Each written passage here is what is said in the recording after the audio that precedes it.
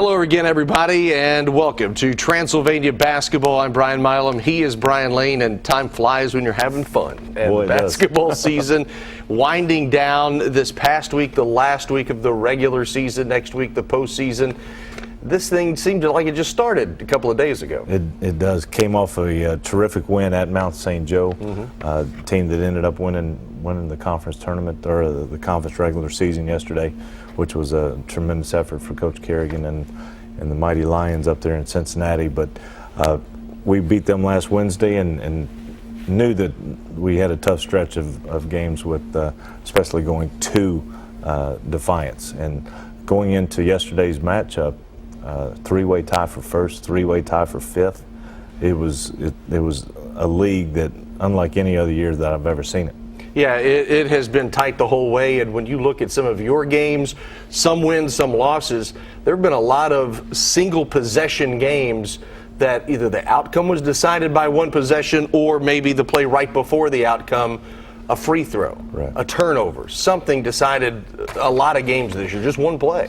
And it's one of those things that as a coach, I know coach speak a lot of times, you hear, it's one possession, but it's a collection of all those single things that happen during the course of the game, and sure the things that happen at the very end of the game are magnified.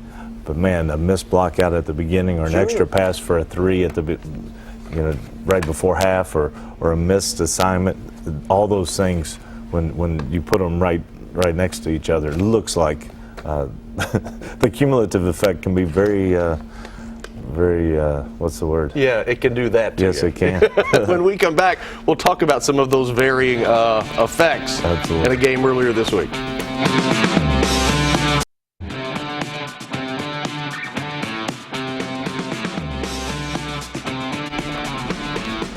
Thank you for staying with us. Earlier this week, Transy met up with the Franklin Grizzlies coming into the last week of the season. Transy needing a win to be postseason eligible, and hopefully two.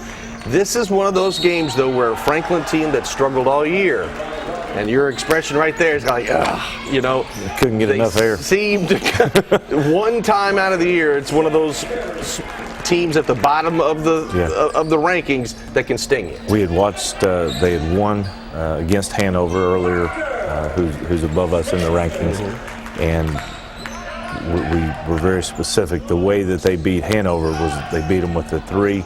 Like that. Like the coach's son right there, Robbie Prather. I'm not going to let him work camp anymore because of that shot right there. But they were 14 of 23 from behind the arc. Lowell Gordon had a terrific game.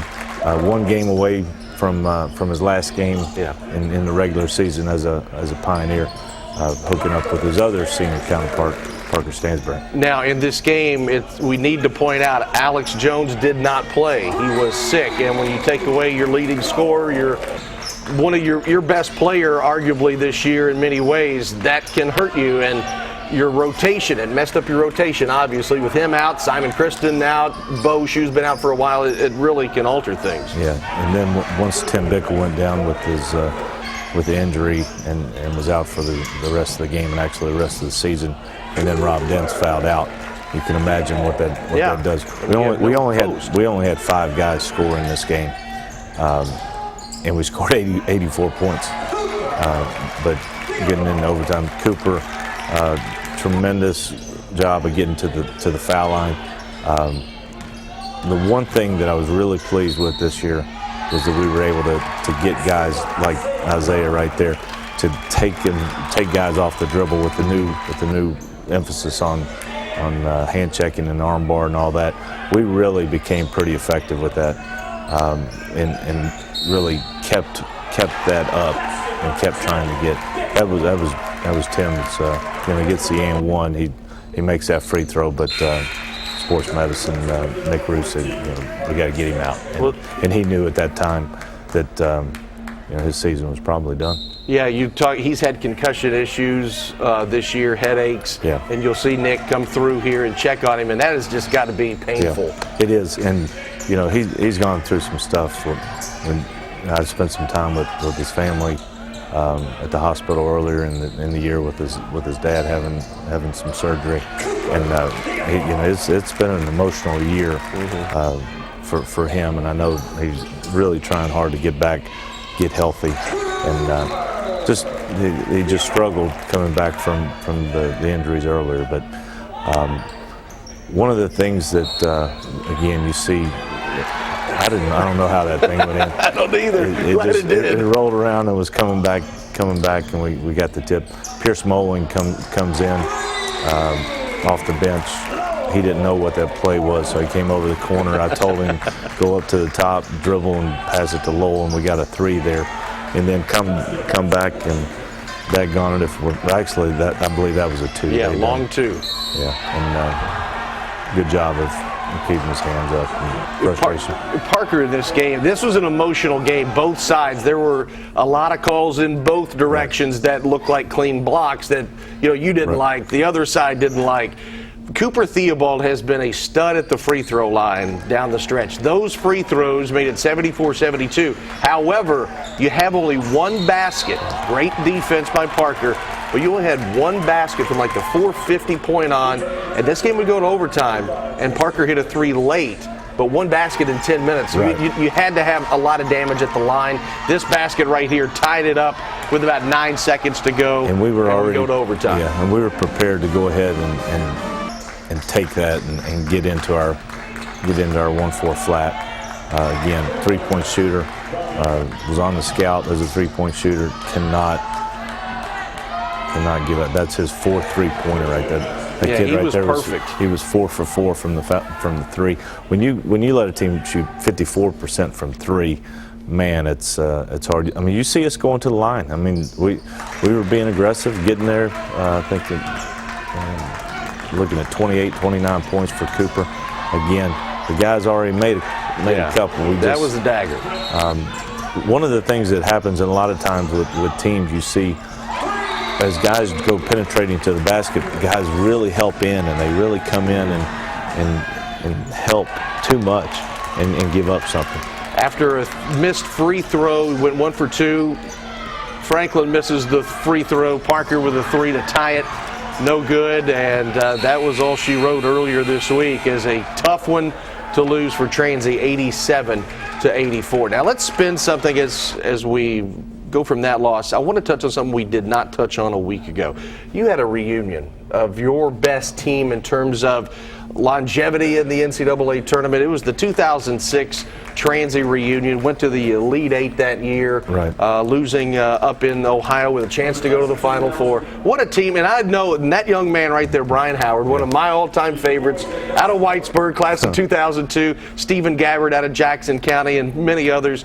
This was a heck of a moment. It was, and I really appreciate as a coach, former guys coming back and seeing us. And we had everybody come back. We had them in from 4 different states. One flew in from Ryan Meyer flew in from Florida.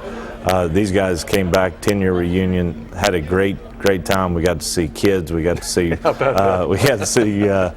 we got to see pregnant moms. I mean, it was the new generation. That's right. Here. but they were able to come back, and we had pulled up every picture that we had from that year, and there were a ton of them. I think I broke the copier budget, but we blew all those up.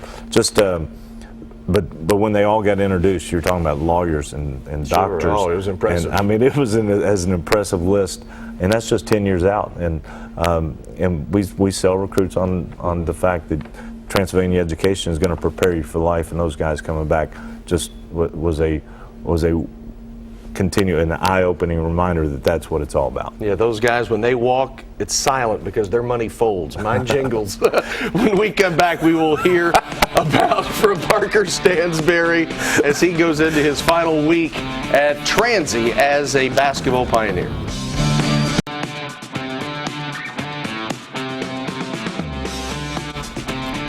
Thank you for staying with us on this final weekend of the regular season for Transylvania basketball. This season, we had 2 1,000-point scorers for Transy. The first, Parker Stansberry, but most recently, Alex Jones, eclipsing the 1,000-point mark. And what a prestigious list this is. he has blossomed into not just a scorer, but maybe the total, outside of rebounding, the total offensive weapon. He is exceptional at getting his own shot. Last year we really relied on him a ton to come off screens. This year he's got a little bit more help from guys around him, and to go into the 1,000-point club as a junior, knowing what's ahead is something that I know we're all looking forward to. Yeah, he has just dominated the offensive for the most part. But not just in scoring, and we're talking about the 1,000-point club, but he has dished out some outstanding assists and can just make his own shot, as you mentioned. And not many guys can start the offense from 46 feet away and do what he does. But he's gotten stronger. He's got stronger each year, and after. I mean, there's a guy that had 2 collapsed lungs his freshman year, non-basketball related. And piano music behind that. And so, I mean, that was to get to where he has for another crack at the All-Heartland team, something special. Another guy who is an All-Heartland Conference performer is Parker Stansbury. And earlier this week, I caught up with him as he was going through his final week of the regular season as a Transy Pioneer. And here's our Q&A. I mean, yeah, you always think about those kinds of things, but when it comes down to it, you work with what you got, and right now we got a team that can do big things still, even with all the injuries that we've had and all the stuff we've had to fight through.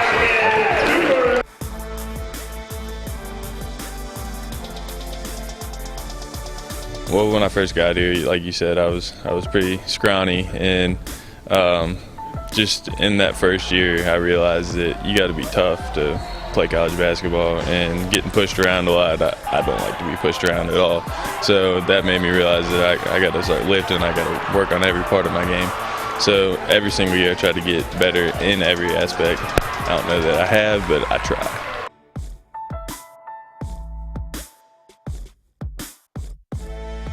Well, that goes back to working on my game in every aspect.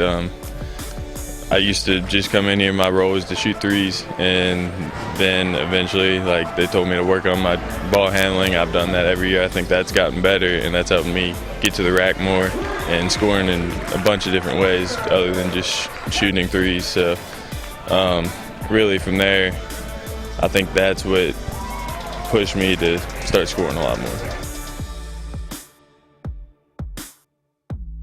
As a kid, I always liked Allen Iverson. He was a pure scorer. But then it evolved into Kevin Durant, who was really, I guess he's become my idol because he's a scorer in every sense of the word. So I think I try to emulate him.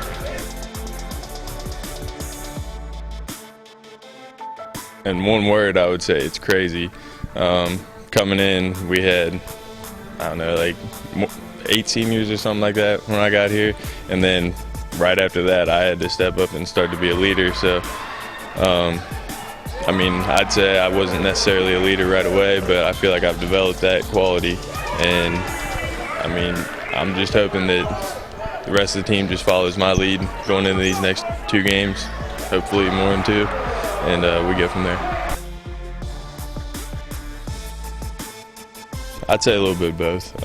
It'll be emotional because obviously my last game playing here, but going into the conference, well, we need to win these 2 games, and going into the conference, we want to win the conference, so it's business as usual.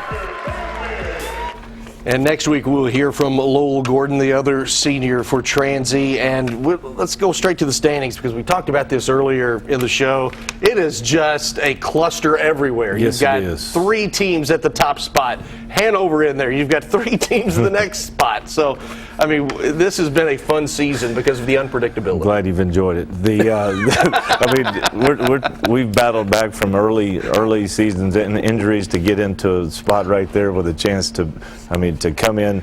Going into yesterday's game, had a chance to be the 4 seed. Isn't that something? Yes. That's amazing. It is something. We will talk about next week. We will wrap up. Next week is our final show, and we'll wrap up the entire season and talk about what transpired over the weekend and earlier in the week. When we come back, we've got more Transy basketball.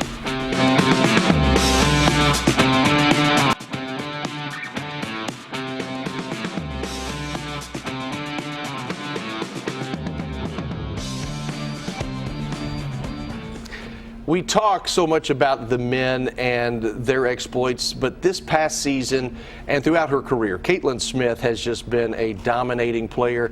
She eclipsed Nicole Kaufman's one-season record of all-time leading scorer in Transy women's history, and with a little luck over the next week or so, she could be the first 2,000-point scorer. We spoke with Caitlin earlier this week about her achievement as the all-time scorer at Transy women's basketball. Caitlin Smith came to Transy not as a pure scorer, but as a well-rounded player.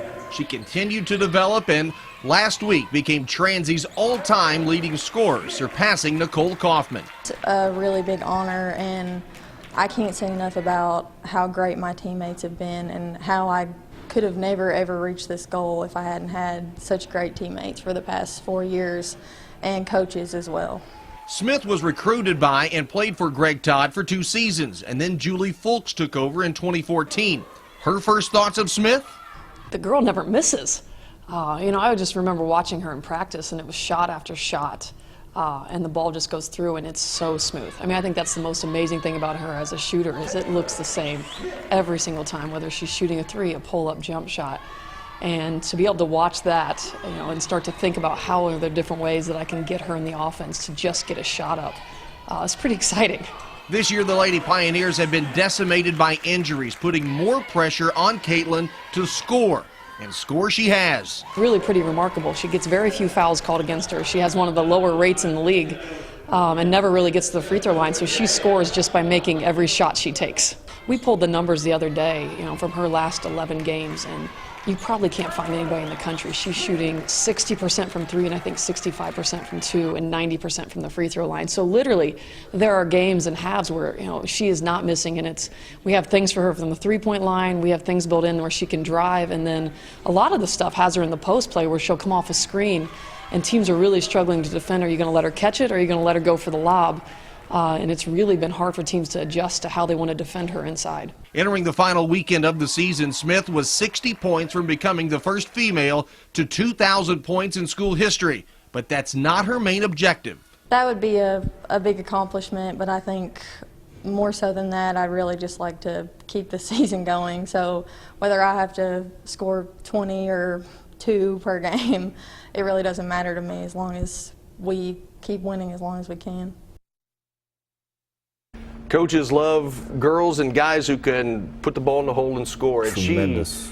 She can do a lot, but only 2 men's players have ever had 2,000. With a deep run of the postseason, she can be the first to hit 2,000 for the ladies. And that would be awesome. She's really worked on her game. She came in as a nice player, but always is in the gym practicing. Yeah. A lot of her scoring, a lot of her shots were contested shots, and she just really got the knack of putting the daggone ball in the hole, and the success not only for her but the teams as well. It's the pride of Perry Central down in Hazard. We will put a bow on this show when we come back.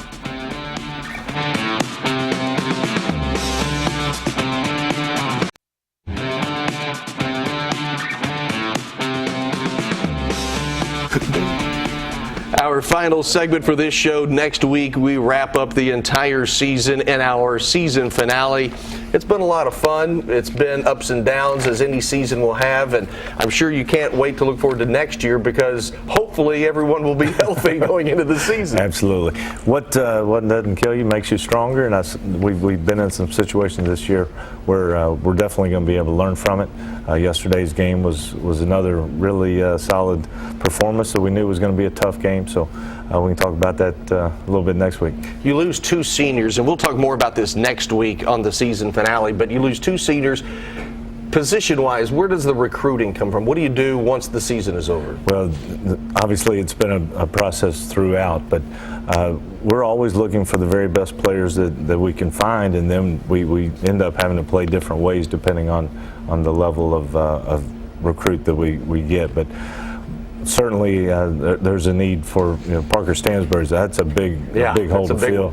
And Lowell Gordon, when he came in, really showed how much a good shooter could help us.